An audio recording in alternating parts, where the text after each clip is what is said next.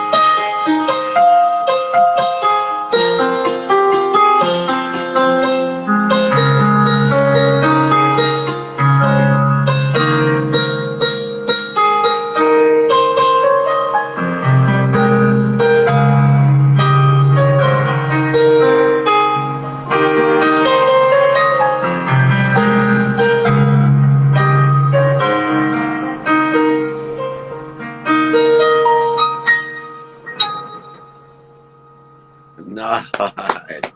Legendary, man. Thank you. What a great way to start Thank you. my You're day. welcome, yeah. Where are you playing from? Florida, Miami. Miami, Florida. Awesome. Yeah. Well, I appreciate. Do you have a quick question for me? Because that was a beautiful song. I appreciate that so much. Thank you so much. Yeah, David, how long do you think this can last, like, potentially? Like, what's your thoughts on that? Like, what do you think? So what I do is I reverse engineer things, right? I connect the dots backwards. So I look for when can a vaccine occur, and at the farthest out, a vaccine will be 24 months. Most likely, I think by Exactly. January we'll start. So once there's a vaccine, you can have stabilization. Until then, what we have to do is align our capabilities, our skills, our knowledge, and our desire with opportunities that exist today, or prepare for opportunities that will exist pre-vaccine or post-vaccine. It's really mathematical to me. And if everyone keeps level head and know what they're control of, stay positive, know and develop those capabilities, skills, and desire, we're going to end up just fine. We can trust the I think the same. technology. Yeah, We will have a definitely. Yeah. vaccine. I would hate to be in 1920 when, we didn't have Watson and we didn't have supercomputers and we didn't have thousands of worldwide doctors that are all working together in synergy to create a vaccine. I'm positive we'll have a vaccine, so it's just a matter of time. Okay, I Yeah. really appreciate it, my friend. Come back on and do a magic trick. I'm gonna get to some questions though. Okay, Yeah, sounds. Thank you so much, David. Thank you. that was beautiful. Thank you. Take care. Thank you. That was Vlad. You never know what you're gonna get, man. It's like Forrest Gump. It's like a box full of chocolates. Uh, awesome, awesome. All right, let's answer some questions here. Uh, how's everybody doing? What are you teaching this week on your Friday training? So Friday training, 11 a.m. If we can repin it down there, I'd rather it say free training so people know what that is, and then give my number. You can email me too. Inspiration versus motivation. I think it's really important for people in a pragmatic way to understand how do we motivate people and then inspire them, and how is that dictated on the road to revenue and in our personal lives. And I think understanding the distinction, understanding the people that do motivate us and the people that do inspire us, and it's very, very important to find that type of mentorship. So that's what we'll be teaching on Friday. Keep the questions coming. Thank you. Um, Thank you, Toby. Love the new video put up. Yeah, my daughter Mia is doing these videos, and I'm not trying to leverage Gary V. By the way, he is a mentor of mine, and I thought it'd be fun to play. Do you live on the West Coast? I have my office and two homes here on the West Coast, and have an office on the East Coast as well. I'm currently in Orange County, California, and really enjoy it out here. What are your thoughts on network marketing? Love network marketing for those people that don't have any capital. It's a great way to make money, but you got to be pragmatic and realistic about network marketing. It's the 1% of the 1% rule.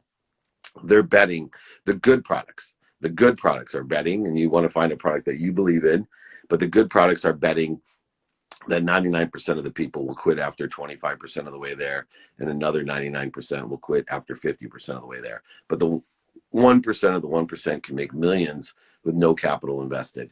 That's what makes network marketing so great. How do we teach ourselves about taxes and financial literacy? Through mentorship, right? The taxes and financial literacy, things change so quickly. Um, you know, uh, Both of those, Marshall Falk is my partner in helping. First, it started with athletes, and now everyone, entrepreneurs, business people, with financial literacy, as well as giving opportunities in that space. So go ahead, if you want to reach out to me at the same email address, I'll make the introduction. You can be and join Marshall Falk's team, the Hall of Fame running back. He's incredible. Uh, how to avoid getting in a rut in quarantine. So I don't believe in ruts, right? I believe that people that feel they're in a rut and stuck are actually the people that are pushing and improving and expanding. They just don't and can't be aware of incremental growth and acceleration. What you want to think about is this, like kids' tennis shoes, right? You can go ahead and think that your kid's not growing, and then why is it you have to buy new shoes every 3 weeks? Or why did, when you look at graduation, you're like, oh, where did that time go? Because your kids are accelerating and growing exponentially, and so are you. And when we don't see the effects of the acceleration and growth, we feel stuck. If you weren't growing and accelerating, you wouldn't feel stuck. You would just feel in place, and there would be no resistance, no feeling of rutness and stuckness. What books would you recommend for communication development and networking? Um, I believe in Think and Grow Rich is a great book for all communication development. I'm a big fan of Wayne Dyer, Power of Intention, Course in Miracles for communication. As far as networking go, Surrender Experiment. I know these are different types of book. Alter Ego Effect. Those are all good books. How to come up with a great business name. There are no great business names. They're just great businesses. Right. Is David a great name? Well, in the Bible, that David is a great name. But there's other Davids that probably don't give that name its value. So focus on making a great business. The name will speak for itself. Res ipsa loquitur. Wayne Dyer, that's the second time to hear that name. Dr. Wayne Dyer, there's a third time for you. Excellent, excellent, excellent thing to do. Let's get another question here. What is your favorite sports moment of all times? Miracle on Ice. Also one of my favorite movies. It is the number one for the century sports moment. Uh, Herb Brooks, what he did to take those college kids and beat that professional Russian team, basically. It was the greatest display of inspiration.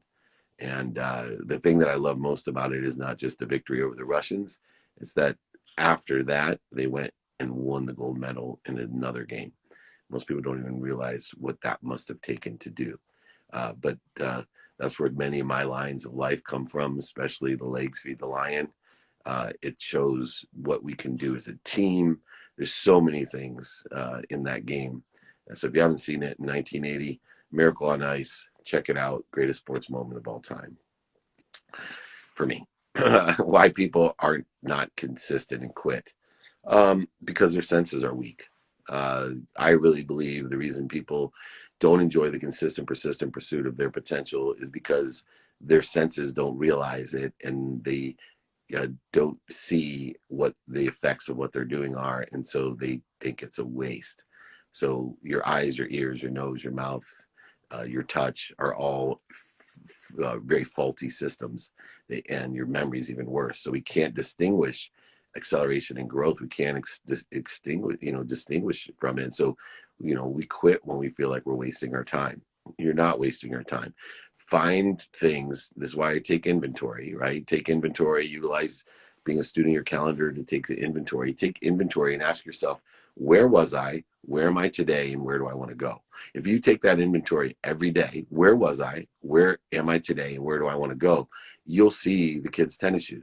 Oh my goodness, I got a different size shoe today. I must be growing. I'm not stuck. I'm not in a rut. I'm getting somewhere. I'm not going to quit. Thank you, Team Meltzer. That's exactly what I wanted. Perfect. Don't forget Friday free training. So I put that up there for you. It'll be awesome. You can email me at david@dmeltzer.com too. Perfect. Yes, Vivid Solar is amazing. Mitchell, all that team yesterday, thank you very much for hosting me with your team. How can you practice consistency and accountability for yourself? Well, I think there's four things that are aligned that you want to practice for yourself. Number one is gratitude. That lens of gratitude allows you to see that inventory the way that you want to see it. It allows your past to be better, your present to be better than that, and your future to be even brighter, right? It allows you to have that inventory to do what you need to do. Then you have forgiveness, right? Forgiveness will give you the peace, allow you to be at neutral at center. Gratitude will give you the ferocious attitude. Forgiveness will give you the Buddha attitude. So now you're the ferocious Buddha. Then comes accountability. And accountability is directly related to the gracious, forgiving person who now can tell themselves, what did I do to attract this to myself? And what am I supposed to learn from it? Complete accountability allows us to have complete control. Complete control allows us to be confident, allows us to stay out of ego-based consciousness, and allows us to move in the right trajectory. So stop, drop, and roll is based on gratitude, forgiveness, and accountability. Good questions, you guys. Gratitude gives you perspective. That's all true. Very true. Keep the questions coming. These are great. What do you do for a quick dose of motivation? So there's a lot of things that can give you a quick dose of motivation, right? Exercise, meditation, sticking yourself with a pin, any type of fear. Those are all motivate you. Just remember, motivation empties the tank. Inspiration fills it. And so you can run a lifetime on inspiration, but just moments and minutes on motivation. We'll get into that on Friday. Do you have a meditation practice? Yes, I do. It's called Theta Meditation, Theta. Check it out. You can YouTube it. Check out Dr. Sangeeta Sahi, my guru of meditation. But I've been meditating for 13 years, theta meditating, learned how to be a quantum healer as well. I highly suggest finding silence or peace or a pause every day, and at a microcosmic level. That's what we get to do right now, thanks to the position that we're all in. Motivation empties the tank, inspiration fills it. Yeah, thank you for that. Keep the questions coming. Advice for being confident in dating. Blaine, this is a good thing for you to do. Practice. I am sorry to tell you that when people tell me they're not confident in something, that means you don't have clarity, balance, and focus on it, because that's what brings confidence. In order to get clarity, balance, and focus, you got to practice. You got to practice asking people out on a date. You got to practice going out on a date. And the more that you do it, the more confident that you'll be. It's that simple. Practice, practice, practice. Progress, not perfection, right? Look for the light, the love, and the lessons in the dating process, and you will find exactly what you're looking for. I love the video you did with the whole family. Yeah, Mia's incredible. So do I. No offense to my team, especially Josh, who's probably the most talented of all of my producers, editors, and filmers. Incredible talent. I personally biased. My ego's in my way, but I love my daughter's family videos, and we're going to do more. So thank you very much. Pass them on. Do you have any tips on taking notes as someone who graduated law school and is a lifetime learner? Yeah. So, for me, I use multiple platforms to take notes. So I'm utilizing sticky notes. I'm texting myself. I'm emailing myself. I'm recording myself, transcribing those recordings. Using multiple platforms is the best way to take notes. But we also have to practice how we access the lessons that we've learned. So I create a repository from those notes of lessons, and then I always attach stories to the lessons so that not only can I remember the lessons, because our mind, the way it works, it loves stories. It will always remember a story, but it won't remember the facts. It will bring out the facts from the story and remind you of what that is, because not only are our senses weak, but our memories are weak. So work from that point, take multiple notes, change them and convert them to a repository of lessons and stories, and then know that you'll forget every lesson that you've ever learned, but you have the power to access it. Now you have a repository to make that access efficient, effective, and statistically successful. Facts tell, stories sell. Right on, Zach. You are on it today, brother. How do you make the most out of the lessons that you've learned? Finding the light, the love in those lessons will make the most out of them, right? Looking for the lessons of the light and the love in those lessons. Remember, pain is an indicator that you have a lesson to learn. Physical, mental, emotional, spiritual, and financial pain is an indicator. That's all it is, that you have a lesson to learn. When I have pain, I go seek the answer. Right? I go seek the answer. The best place to go is mentorship. I sit in someone that sits in a position that I want to be in. So, if I'm going bankrupt, I'm finding someone that's going bankrupt. If I know someone that's made a rebound, I'm finding someone that's made a rebound. If someone, that helped me out of my addiction, I'm finding someone that helped himself out of addiction. I'm finding the light, the love, and the lessons in everything. All right, let's go live with somebody else. Thank you, lining up there as we go. And looking here by Laura Haynes. I don't think we've ever. Pain is an indicator. Hi. Hi, David. How are you? For accepting my request. Of course. You have a question for me? I do. So, I've been watching your stuff for quite a while now, and one of the main things that really resonate with me was being consistent, and even if you only have a couple of customers or clients or anything like that, just being consistent and they'll grow over time. And I love that advice, and that's kept me going. But my question is, how do you handle, I don't know, I guess the impatience and the frustration as someone who's very passionate about what I want to do and how I want to help people? Like, how do you deal with that frustration and the wanting to do more? Yeah. So remind yourself, number one, that time is a man-made construct. So when I get really time anxious, I actually go and Google 55 AD and realize that time is irrelevant. In 55 AD, there's only 355 days a year. Most people don't realize that time has changed. So when I just put my mind into a comfort zone of, time's irrelevant, I'm going to attach my emotions not to the outcome, because the outcome won't get here faster just because I wanted to. What I'm going to do is use all that energy, anxiety, fear, frustration, all the things that occur to enjoying the pursuit of it. And what happens is, by enjoying the pursuit, it actually comes faster. And it lessens the resistance. It makes it less effort involved. It is an amazing trick, but we do have to frame things in a certain way. We have to almost trick our mind, but I call it train our mind, in order to set its own illusions, to set its own reality.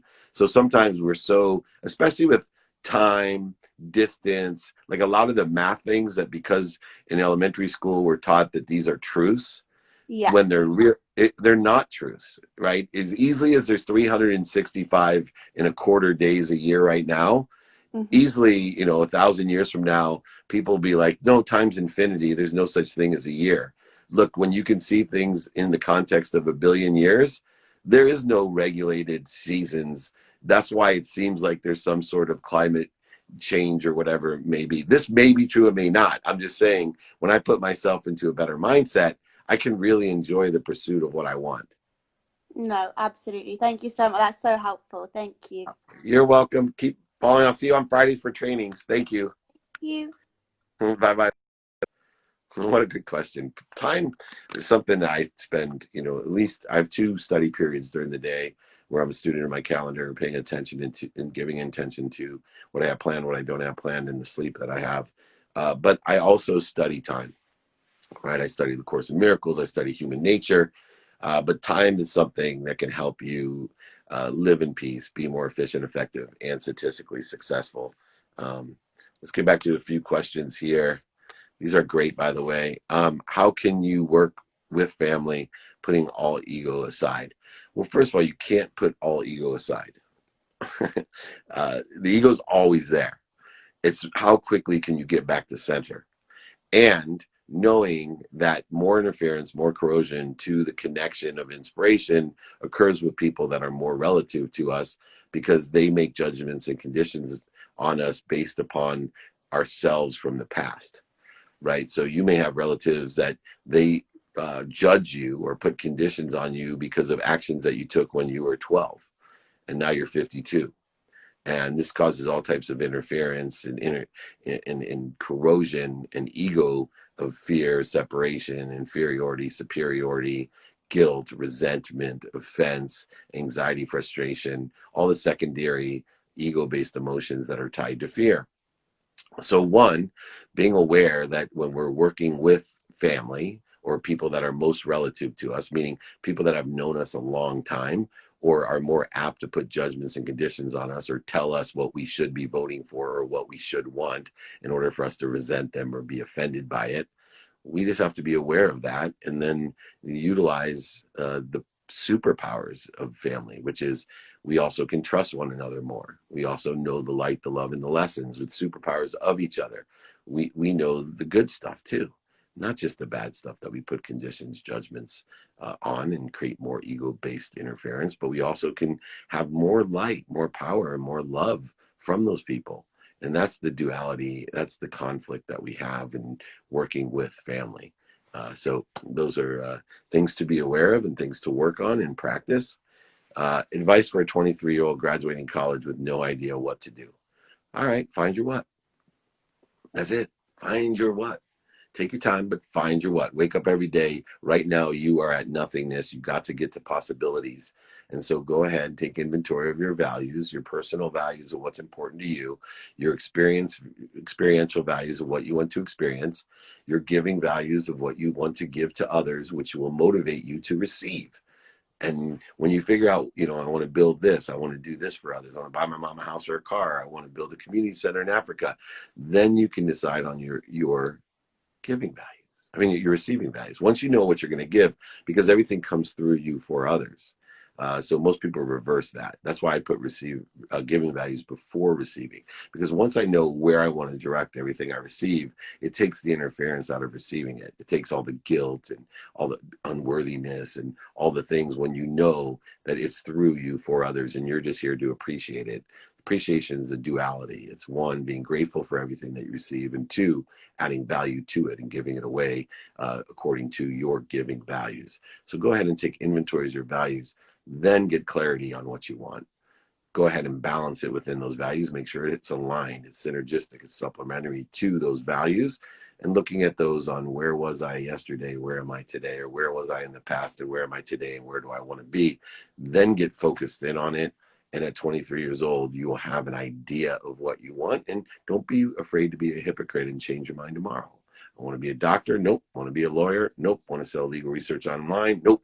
Want to go to the Silicon Valley and work in the middleware space. Nope. Want to be the CEO of a smartphone company. Nope. Want to work for Lee Steinberg. Nope. Before that, a VC, an angel. Nope. Want to work for Lee Steinberg. Nope. Want to work with Warren Moon. Oh, want to have my own media company, my own brand, speak, write books, do IGs.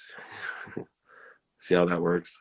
and I'm 52, and I'm still looking for what all the time. I am a hypocrite. I'm changing my values using the system that we've created. Great question. All righty. What is the best way to grow your personal brand when you have many interests? Well, that could be your personal brand. I'm the person with many interests. And here is the valuable content that I've learned from having many interests, consistently putting that up, speaking with a strong signal to a specific pool or spectrum of people in order to tell a story and go ahead and ask them of how we can be of service and how they can help us. And then finally, have a clear message about how you're a person with multiple interests. Nothing wrong with that. That could be your brand, but you got to have consistent, valuable content. You got to know your strength of your signal, the spectrum of your signal, and the clarity of your message. You've got to know your frequency, your vibration, elevating your awareness so people can come and be motivated and inspired by you. All right. This is a good question. Hi. I had to do that. Sorry. Working through these very well. How do I change my environment for growth in quarantine? Changing your environment for growth in quarantine happens within, not without. I'm in a closet, and I've changed my environment more than any other period of my life, and it's from a closet. A closet. Change happens within. And when change happens within, everything changes outside. So work on yourself. Look introspectively through gratitude, forgiveness, accountability, and inspiration. Find the places that we need to improve. Enjoy the consistent, everyday, persistent pursuit of your potential. Be more interested than interesting. Be kind to your future self. And from the closet, do good deeds. This is how we change your environment for growth wherever you are, quarantine or not. What does maturity really mean to you, and how to be sure that one is matured? Maturity means growth, and everybody's on a different path and acceleration of growth. And we can ascertain our growth by taking inventory of our values and looking to see where we were, where we are, and where we will be. If we see by taking those kids' tennis shoes, right? I'm wearing a 5.5 and now a 6. I can see that growth, and I define that growth as maturity, and that's what we want: acceleration and growth. Uncle Dave, you need to bottle and seek this. Thank you, Jazz. You're the man. Dave Meltzer for president. Have you ever considered running for office? Many people ask me. I'm a better vice president than president. I will. Not interested in being president. Let's just put it that way. But I am interested in empowering others to empower others to be happy. So if there's a political office of happiness, I want to be the chief happiness officer of the United States or of the world. That's fine with me. I want to empower over 1 billion people. That's why for over 20 years, I've been doing trainings for free. It's just a lot cheaper now because I don't have to buy everybody lunch in my closet. If you want lunch, though, you want to come to the training, come to my closet on Friday. I'll buy you lunch. Just wear a mask. We'll keep social distancing. But yeah, that's my life's mission. And it seemed impossible. You know what's so funny about my mission? As I used to tell people when I thought money bought love and happiness that I wanted to make over $1 billion. And nobody really questioned that. They felt as if, I had the capabilities to do that. But when I started telling people I want to empower over 1 billion people to be happy, people started making fun of me, laughing at me, scoffing at me. And mathematically, when I explained to them, all I need is 1,000 people in my lifetime. Some of you that are commenting right now, 1,000 people in my lifetime, to teach them these steps that I know over these free trainings, not costing them a penny, in a lifetime, every week. Just meet me on Friday at 11 a.m. Pacific time, 2 p.m. Eastern, to empower them, to teach them how to empower other people, to empower other people. 1,000 times 1,000 is a million times 1,000 is a billion. I think it's a lot easier and a lot more credible that I can empower over 1 billion people to be happy than make over $1 billion. And I think it's much more meaningful, purposeful, and fulfilled to do so. And that's why I'm doing it. And I appreciate everybody's help. Remember, Joseph, they're going to laugh at you, scoff at you, make fun of you. Eventually, they'll applaud you. They always have my whole career. So thank you, everybody, for your support in that. How do you spell your meditation coach's name? Go ahead and email me. I'll introduce you. Dada, welcome as well here. So yes, email me at david@dmeltzer.com. I'll introduce you to Sangeeta Sahi, Sahi, most importantly. All righty. Are we going live with somebody today? Jakey Bakey. What do you think? Perfect. Hi. Go live. Whoops. Anyway, sorry. I'm taking notes here. There she is. Sorry. There she is. All right. Dun dun dun. I need that piano player again, playing some John Legend. Hi, sorry. How are you doing? Every once in a while I prove my age on Instagram by having difficulty joining people. No, like I literally can never do it either. I try and host cooking lives and I try and pin the thing and my face is literally like this close to the camera. I'm like, I can calm down now. You know? I would hate to do this stuff cooking. And I love to cook, but I'm such a messy cooker. Like my phone would be like cake baked, grease baked, butter baked. It wouldn't work after like 2 IG lives. Truly, I learned the hard way. It literally took me to be in complete isolation and quarantine to buy a tripod to cook, because otherwise it's just been everywhere. And I was like, okay, maybe I'm making some like internal progress here, like finally pulling the trigger. Yeah, I got my first tripod too during quarantine. And do you use it to talk to people as well? Like I'm so lazy now. I like put it on speakerphone and I put it at like my face level.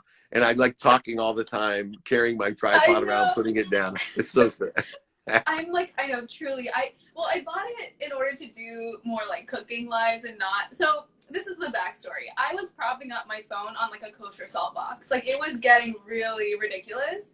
And like, you know, at times it would just kind of take a tumble. And I was like, this is pretty unprofessional of me. So I bought a tripod for that reason. That is so good. Well, you know, during the quarantine, one of the things that I found, and I'm blessed to be around like world thought leaders and executives of big companies and famous chefs like yourself, but the word unprofessional takes on like this great meaning now. You know, I was with the guys yesterday and, you know, we've had dogs and kids and crying and I'm hoping that this illumination period that's occurring that, hey, we're all human. And we can still do our jobs from home. We can do it with our kids on our lap. We can do it with our dog in our chair. We can do it without putting a tie on. You know, all these cool things that are becoming more acceptable. I'm hoping that when this all gets to a stable period where we can see each other in person, that people bring their kids and they allow them to share in the experiences and their dogs and whatever else it is and spill on themselves. So I'm hoping that illumination occurs in all professions. I think it's just such an unprecedented time, you know? I mean, there's so much chaos and there's a lot of tragedy going on at the same time. For those who are privileged to stay at home, because like it is a privilege and a luxury to be able to stay at home and stay safe, it's a pause, right? Like I have never in my life thus far been able to take such a long pause without the expectation other than what I am requiring of myself to do, right? So I'm learning a lot about myself. Let's just say that, you know what I mean? Yeah, and we, you know, beyond learning about ourselves, I always like to say in your own profession, right? Like that's the most amazing thing for me is, you know, I'm old. I've been in a lot of businesses and you think like I'd be set in my way. I've learned more about business in a closet, right? Than law school, than, you know, all the bankruptcy lessons. Like I've learned more in this closet. You know, I could imagine, you know, working in a kitchen, like how much this pause has allowed you to learn and grow. What are some of the things that you've learned in your actual, you know, your own capability? What have you learned? Yeah, so a lot of my business is, so I don't work in like a professional kitchen. I am a recipe developer and a food blogger, so I work from home anyway. So the interesting thing is a lot of people will say like, oh, like, so this isn't that different for you, right? You're like working from home anyway.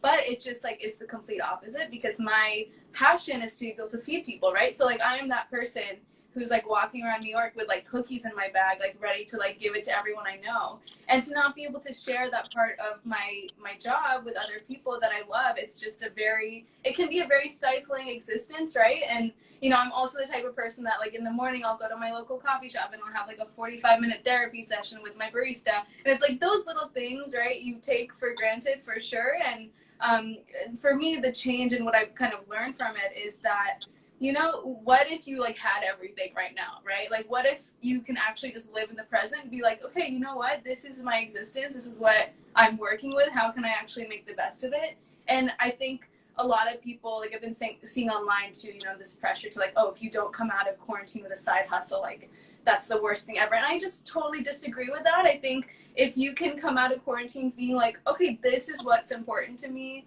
and this is what is not, and here's what I'm gonna, you know, take from this afterwards, here's what I can throw out of my life, here's what I want to keep in my life. I think that's the most important thing, and that's what I'm learning too. I'm just doing a lot of reflection on that. That's awesome. Yeah, taking inventory of your values. And somebody asked me today about taking inventory of your values. I said, basically what it is go ahead, look and study your calendar and see, you know, with the things that you're experiencing today, where was I before? What am I learning today? And what do I want to learn for the future? And just look at those 3 things in a row. It's interesting when you talk about giving out food in New York. My aunt, who started me kind of on my spiritual journey. She's a Judah Buddha, used to chant, you know, Nam Myoho Renge Kyo. So she taught me to cook, which is ironic because she never cooked because she was a single mom in Manhattan and just ordered up everything, including coffee. And like literally, we made peanut butter and jelly sandwiches and bologna sandwiches when I was real little and handed them out to the homeless. So I'm in New York. I have an office in New York. I'm there every 2 weeks. What I miss the most, I told my wife, and I take my kids, you know, I hand out $2 bills if I don't, you know, if I'm in a hotel, I can't cook for people or make sandwiches, but I hand out $2 bills. I hand out money. And out of everything in New York, as great as the food is, I miss helping people because it's so easy to be of service and of value in New York City. And I'm in this like suburbia area in quarantine. And it's like, I'm looking, the only good deeds I do is my wife bought me a trash picker and I go around on my walks and I pick up trash like a really old man. That's great. No, that's awesome though. But I agree with you, and I think like that the restaurant industry too is the most, if not one of the most affected industries, right, by this whole crisis. And to see like some of my fellow chefs and restaurateurs having to shut down all of their restaurants and revert to delivery and pickup, and a lot of them, most of them won't even open and recover after this. And like you talk about helping people, and that was super important for me when I worked with DS Projects to start this t-shirt initiative. We basically partnered with a bunch of different restaurants, and we create custom apparel for their restaurants, and whatever we make will go directly back to the restaurants in this pool. And that is like, you know, you're just reaching and trying to find ways to help others right now, because, you know, the grand scheme of things, like, yeah, it's really, a lot of people are suffering, but when I look at myself, I'm like, okay, well, I have it good in this situation, you know, like I am privileged no matter what is going on. It's just finding those ways to help other people however you can, you know? Yeah, you know, it's funny. I keep on giving this idea out, hoping someone will grab it, but I believe that someone needs to create the first virtual bar and restaurant, or separately. They need to partner with Zoom. They need to partner with Uber Eats or someone like that. And literally just you open at 4 o'clock, right? You have your happy hour and you have your menu and you order, and everyone has that shared screen, and you have 100-person restaurant. And the only difference is you can come and you can have, you know, a table for 3 over here and they're next to this. The only difference is you could talk to the different tables and chat and questions. And I don't think it's very expensive. I think all the components exist. So I'm putting it out there. Free advice from Uncle David. I don't have time to do it myself, and I don't. I'll pass it along. Pass it along. I was on with the guys from Catch yesterday. I shared it with them. I've shared it with a bunch of people. I'm hoping somebody, it's yours to take. But the virtual restaurant's the future. Mark my words. Justin, he's on here. He's my producer. He's always like, can we time mark certain predictions, Dave? I'm making a prediction right now. I'm not sure who's going to do it. Dada Eats or whoever. The first virtual restaurant will last forever. I love that. I love that. It is really interesting to see how much I feel, and I don't know if you feel this way, David, but connected to people in my life through digitally, but I've never felt so, like, I guess, supported, and people are showing up for me, even if that is digitally. And it's like, I hope that aspect of it continues, and being able to just like randomly FaceTime somebody. I'm sure, I don't know if everyone loves that. Like, I'm like a sneak FaceTimer. Like, I'm just like, you know what, you're getting this call. I'm not going to give you a warning. So either pick up or don't, you know? But I love that energy, honestly. I think it's great. Yeah, it is. It's a different energy, right? I was with Chad Steele from the Baltimore Ravens yesterday, and we talked about the difference, right? Like the NFL or some of these sports are different virtually. It'll still, people will value it, but it's different. Yeah. I love the fact I'm taking, one of the inventories I'm taking is on my telephone, because I have like literally, I won't even mention how many thousands of contacts. And so every day I delete contacts of people that I haven't talked to in 10 or 20 years. And then I also FaceTime ones that I want to talk to. And then what's interesting is the people that I delete, all of a sudden, some of them, not all of them, of course, I won't be able to handle it, but some of them out of nowhere reach out to me. Like, I'm testing the universe of connectivity, right? I'm actually ringing them by deleting them from my phone. I'm raising the awareness. Yeah. And so that's crazy. In the food world, though, what do you think it is with, I believe we have a different connection. Like, you and I get to meet here, which is super cool. We may not have had the opportunity, but for the digital realm, because it's so easy. California to New York, 10 minutes on Instagram Live.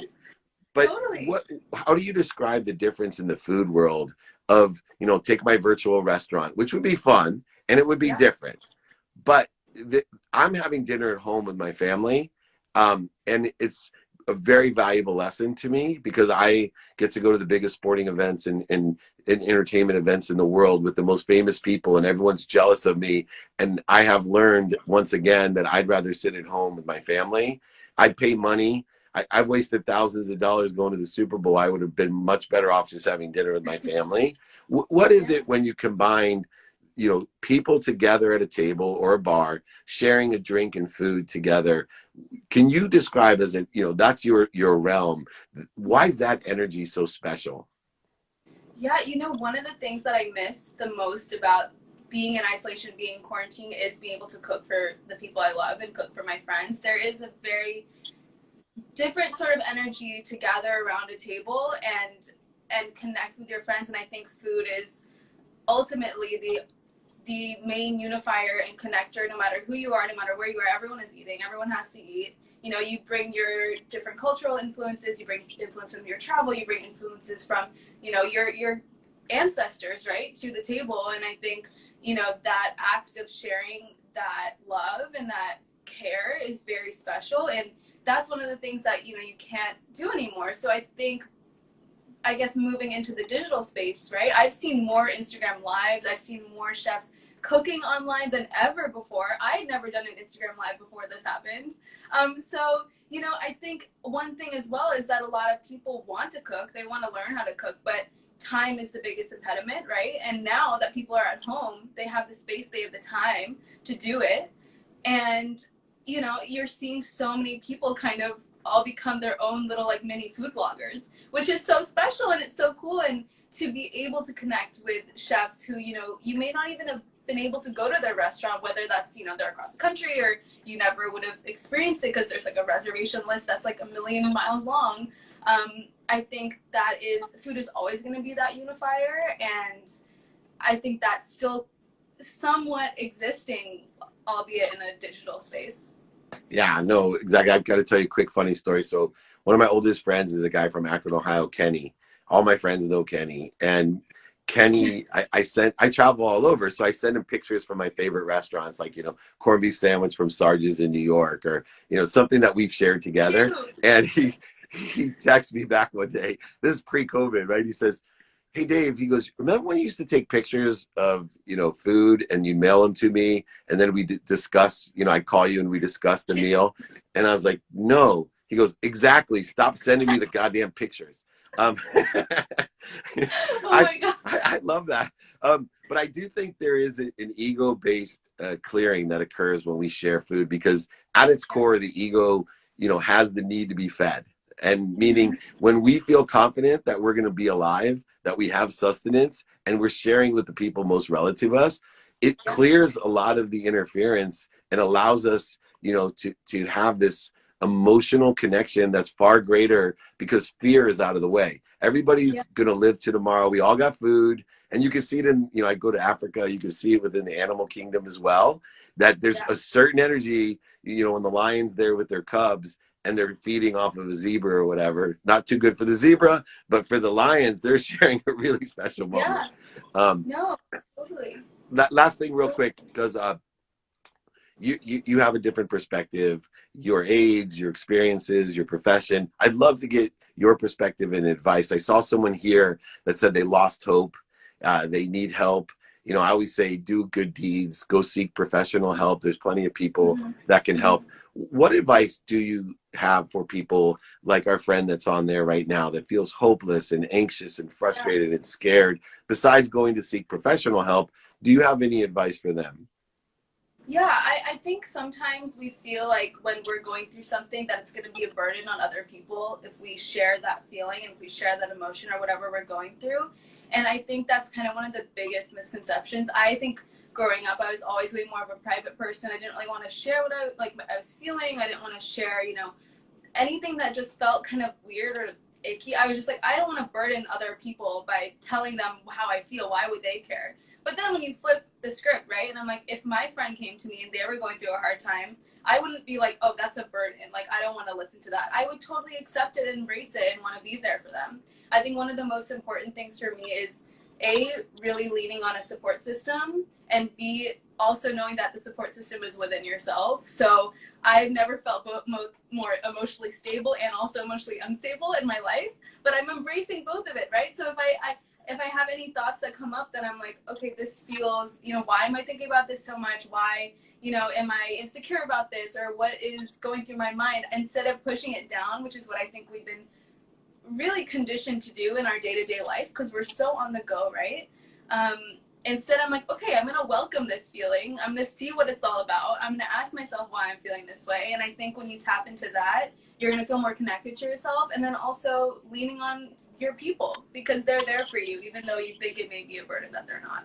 That's great advice. And I would say, at the very least, seek professional help. Go do good deeds. Go do good deeds for other people as well. And like you said, pain is just an indicator.